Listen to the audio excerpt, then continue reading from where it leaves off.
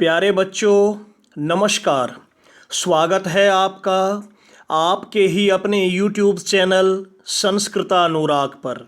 बच्चों, आज मैं NCERT द्वारा संचालित 7वीं कक्षा की संस्कृत की पाठ्य पुस्तक रुचिरा द्वितीयो भागः के षष्ठः पाठः सदाचारः का अध्यापन एवं अभ्यास कार्य कराने वाला हूँ।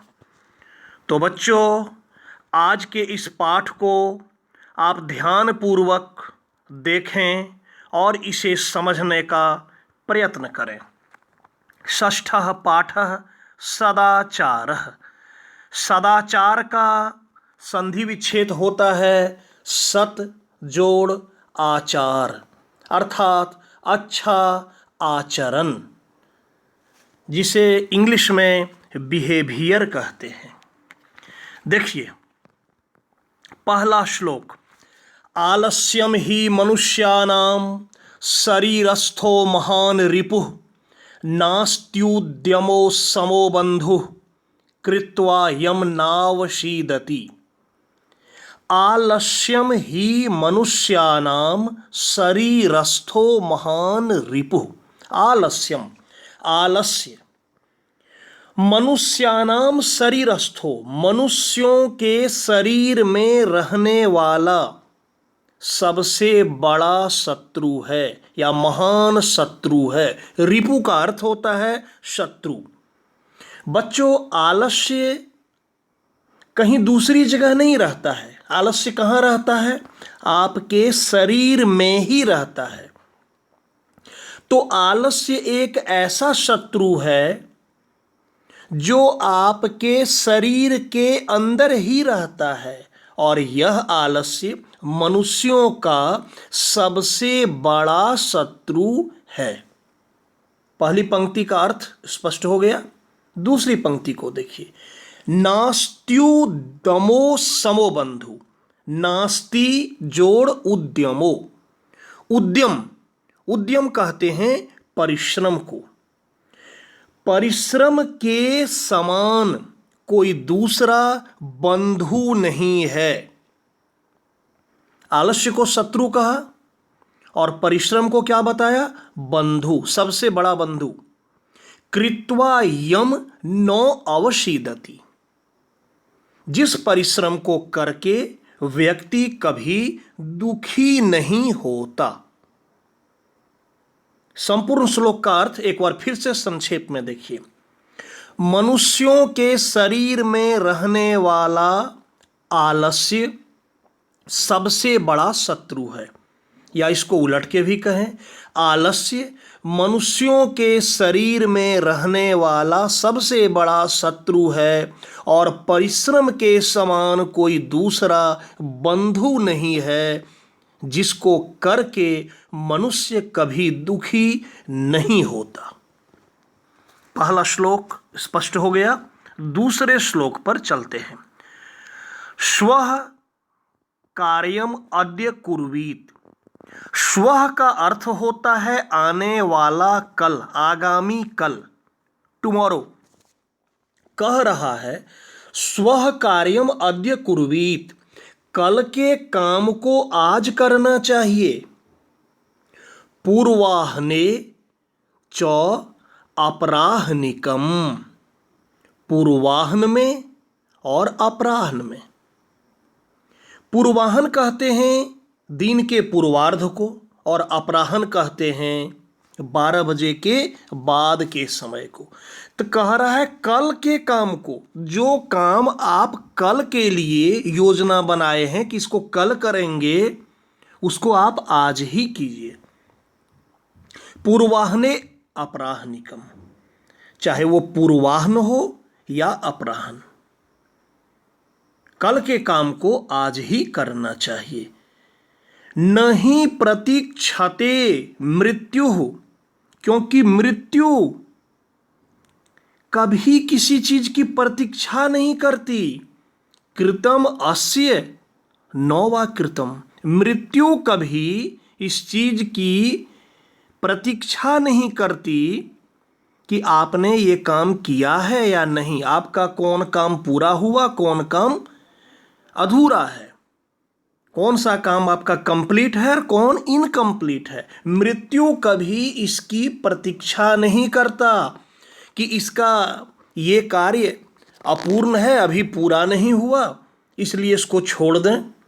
तो जब मृत्यु समय पर आती ही है, वो कभी प्रतीक्षा नहीं करती, तो आपको भी अपना काम जो है कभी कल पर नहीं टालना चाहिए। जो कल का काम है उसको आज ही करना चाहिए। अगला श्लोक, सत्यम ब्रूयात प्रियम ब्रूयात न ब्रूयात सत्यम अप्रियम प्रियम च न नृतम ब्रूयात एष धर्मः सनातनः। देखिए, कहता है सत्यम ब्रूयात, सत्य बोलना चाहिए, प्रियम ब्रूयात, प्रिय बोलना चाहिए, नो ब्रूयात सत्यम अप्रियम। पहले कहा सत्य बोलना चाहिए, सत्यम ब्रूयात, फिर कहा कि प्रियम ब्रूयात, प्रिय बोलना चाहिए, ऐसी वाणी बोलनी चाहिए जो सुनने में प्रिय लगे, अच्छा लगे। नो ब्रूयात सत्यम अप्रियम, ऐसी वाणी नहीं बोलना चाहिए, नहीं बोलनी चाहिए जो सत्य हो लेकिन सुनने में बहुत अप्रिय लगे। सत्यम अप्रियम, इसका संधि विच्छेद जब कीजिएगा, यहां संपूर्ण शब्द है सत्यम अप्रियम, लेकिन जब संधि विच्छेद कीजिएगा तो होगा सत्यम जोड़ अप्रियम। सत्यम सत्य, किंतु अप्रिय जो सुनने में प्रिय नहीं लगे, ऐसी वाणी नहीं बोलनी चाहिए। प्रियम च ना नृतम ब्रूयात, ऐसी भी वाणी नहीं बोलनी चाहिए जो सुनने में तो बहुत प्रिय लगे, लेकिन वो क्या है, ना नृतम, वो असत्य है, वो झूठ है। जैसे कुछ लोग झूठ मूठ की चापलूसी करते हैं, वैसी वाणी नहीं बोलनी चाहिए। प्रियम च ना नृतम, मतलब ये नहीं कि सुनने में बहुत प्रिय लगे लेकिन वो झूठ है, ऐसी वाणी नहीं बोलनी चाहिए। एष धर्मः सनातनः, यही सनातन धर्म है। एक बार फिर से देखिए संक्षेप में, कहता है सत्य बोलना चाहिए, प्रिय बोलना चाहिए, सत्य किंतु अप्रिय नहीं बोलना चाहिए, प्रिय किंतु असत्य नहीं बोलना चाहिए, यही सनातन धर्म है। अगला श्लोक, चौथा, सर्वदा व्यवहारे स्यात् औदार्यम सत्यता तथा ऋजुता मृदुता चापि कौटिल्यम न कदाचन। कहता है सर्वदा व्यवहारे स्यात् औदार्यम सत्यता तथा। सर्वदा, सर्वदा मतलब हमेशा, व्यवहारे व्यवहार में होना चाहिए, क्या होना चाहिए, औदार्यम, औदार्यम मतलब उदारता, सत्यता तथा, हमेशा व्यवहार में, हमारे व्यवहार में उदारता होनी चाहिए और सत्यता होनी चाहिए। हमारा व्यवहार ऐसा होना चाहिए जो उदारता से युक्त हो और सत्यता से युक्त हो। ऋजुता मृदुता, ऋजुता मतलब सरलता, मृदुता कोमलता, चापी कौटिल्यम न कदाचन। ऋजुता मतलब सरलता भी होनी चाहिए व्यवहार में और कोमलता भी होनी चाहिए, लेकिन व्यवहार में कौटिल्यम कुटिलता नहीं होना चाहिए। कुटिल कहते हैं टेढ़ा, टेढ़ापन, हमारे व्यवहार में कुटिलता नहीं होना चाहिए। फिर देखिए संक्षेप में, हमेशा हमारे व्यवहार में उदारता और सत्यता होनी चाहिए, सरलता और कोमलता भी होनी चाहिए, किंतु हमारे व्यवहार में कुटिलता नहीं होनी चाहिए। पांचवा श्लोक, श्रेष्ठम जन्म गुरुम चापी।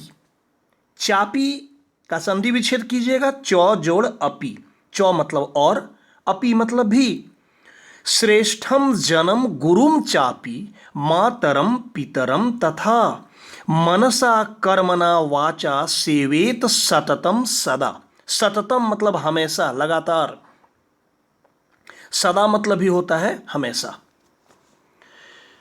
देखिए, श्रेष्ठम जन्म, श्रेष्ठ जन, श्रेष्ठ लोग, गुरुम, गुरु, गुरु आप समझ रहे हैं, टीचर,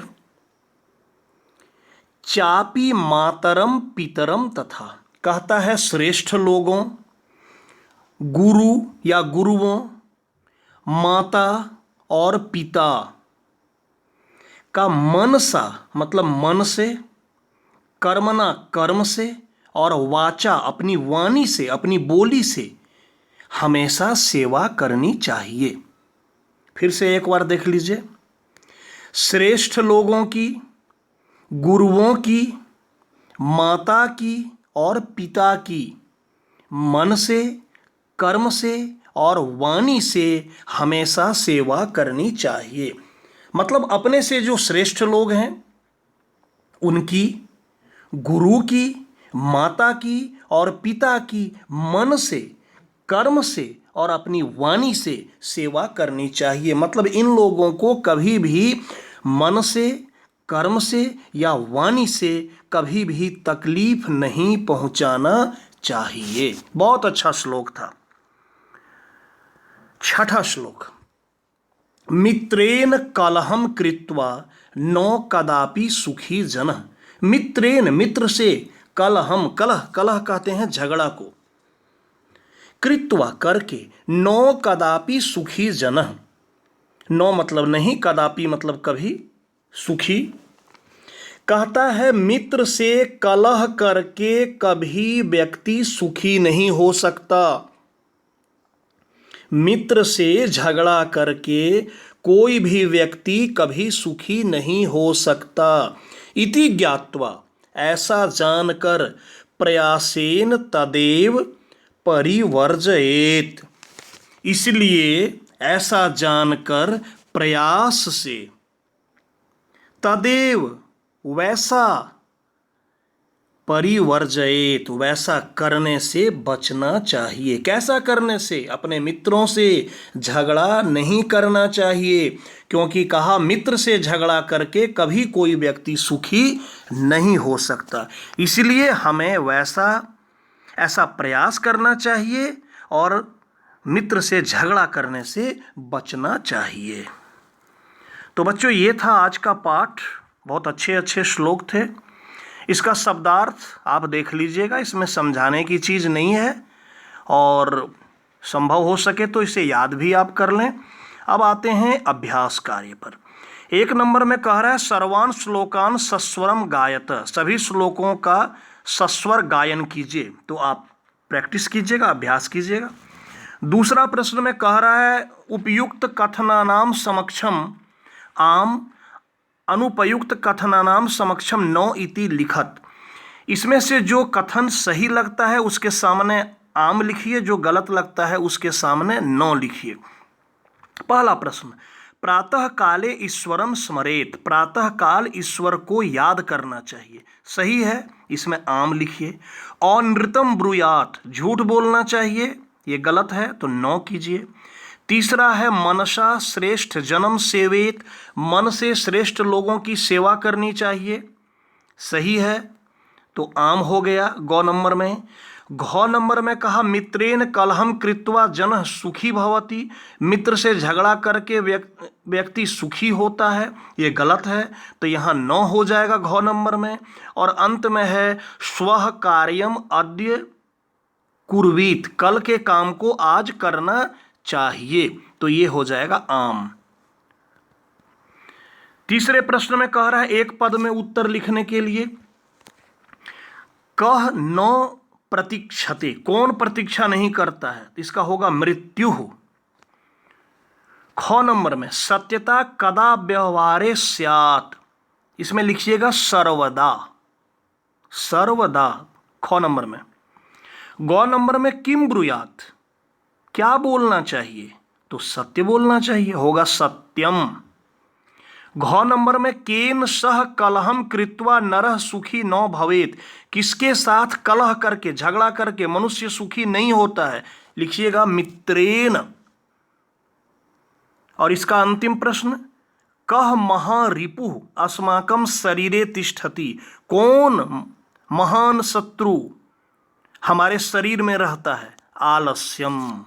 आलस्य कहाँ रहता है? हमारे शरीर में रहता है, तो इसमें लिखिएगा आलस्यम। चौथा प्रश्न में कह रहा है रेखांकित पदानि आधृत्य प्रश्न निर्माणम कुरुत, रेखांकित पद को आधार मानकर प्रश्न बनाना है, प्रश्न निर्माण करना है। तो मृत्यु न प्रतीक्षते, रेखांकित क्या है? मृत्यु, इसमें हो जाएगा कह, कह न प्रतीक्षते। और इतना लिखने के बाद प्रश्नवाचक चिन्ह लगा दीजिएगा, नोट ऑफ इंट्रोगेशन। दूसरा, कलहम कृत्वा नरः दुखी भवति, इसमें लिखिएगा किम, या कम भी कर सकते हैं लेकिन किम ही कीजिएगा। किम कृत्वा नरः दुखी भवति और प्रश्नवाचक चिन्ह। उसके बाद पितरम कर्मणा सेवेत, पितरम द्वितीय एक वचन लगा हुआ है तो यहां कर दीजिएगा कम, किम शब्द रूप द्वितीय एक वचन कम। उसके बाद व्यवहारे मृदुता श्रेयसी, यहां कर दीजिएगा का। और अंत में है सर्वदा व्यवहारे ऋजुता विधेया, इसमें कर दीजिएगा कदा, कदा व्यवहारे ऋजुता विधेया और प्रश्नवाचक चिन्ह लगा दीजिएगा। पांचवें प्रश्न में कह रहा है प्रश्न मध्य त्रीणि क्रियापदानि सन्ति। देखिए ये एक चक्र बना हुआ है, इसमें 3 क्रियापद है, ब्रूयात, सेवेत, स्यात्। अब इस चक्र में वाक्य लिखा हुआ है तो एक एक वाक्य को लीजिए और उसके साथ कौन सूटेबल है, कौन सही है उसको लगाना है। जैसे देखिए मनसा मातरम पितरम च सेवेत, ऊपर से शुरू कर रहे हैं, मनसा मातरम पितरम च सेवेत कीजिएगा। उसके बाद सत्यम प्रियम च ब्रूयात, सत्य और प्रिय बोलना चाहिए। उसके बाद वाचा गुरुम, इसमें भी हो जाएगा सेवेत, वाणी से गुरु की सेवा करनी चाहिए। उसके बाद सत्यम अप्रियम च न ब्रूयात, सत्य और अप्रिय नहीं बोलना चाहिए। उसके बाद व्यवहारे कदाचन कौटिल्यम न स्यात्, इसमें स्यात् लगाइए। फिर श्रेष्ठ जन्म कर्मणा सेवेत, श्रेष्ठ लोगों की कर्म से सेवा करनी चाहिए। व्यवहारे सर्वदा औदार्यम स्यात्, आपके व्यवहार में हमेशा उदारता होनी चाहिए। अनृतम प्रियम च न ब्रूयात, हो गया। तो इस प्रकार से सब पंक्ति को आप नीचे में लिख लेंगे कॉपी में, यहाँ बना हुआ है, क ख ग करके है। छठे प्रश्न पर आते हैं। मंजुषातः अव्यय पदानि चित्वा रिक्त स्थानानि पूरयत, मंजुषा से अव्यय पद को चुनकर रिक्त स्थान को भरना है। भक्तः हो जाएगा सदा ईश्वरम स्मरति, भक्त हमेशा ईश्वर को याद करता है। दूसरा में असत्यम, यहां होगा न वक्तव्यम, न झूठ नहीं बोलना चाहिए। ग नंबर में प्रियम तथा सत्यम वदेत, प्रिय और सत्य बोलना चाहिए। घ नंबर में लता मेधा च विद्यालयम गच्छतः, लता और मेधा विद्यालय जाती है। उसके बाद इसमें हो जाएगा अपि, अपि कुशली भवान, ये प्रश्न है, देखिए प्रश्नवाचक चिन्ह भी लगा है। अपि कुशली भवान, पूछ रहा है आप कुशल हैं, आप अच्छे हैं, ये पूछ रहा है। तो अपि कुशली भवान, अपि भरा गया। और अंत में महात्मा गांधी कदाचन भरा जाएगा। कदाचन अहिंसाम नौ त्यजत। महात्मा गांधी ने कभी अहिंसा को नहीं त्यागा। 7वां प्रश्न में एक चित्र है और नीचे में मंजूषा में कुछ शब्द है। कह रहा है इससे वाक्य बनाने। लिखती कक्षायाम श्याम पट्टे, श्याम पट्ट कहते हैं ब्लैक बोर्ड को। लिखन्ति सह पुस्तिकायाम, पुस्तिका कहते हैं कॉपी को। शिक्षकः छात्राः उत्तराणि प्रश्नम ते। बाकी जो शब्द हैं उसके अर्थ आप अच्छी तरह से जान रहे होंगे।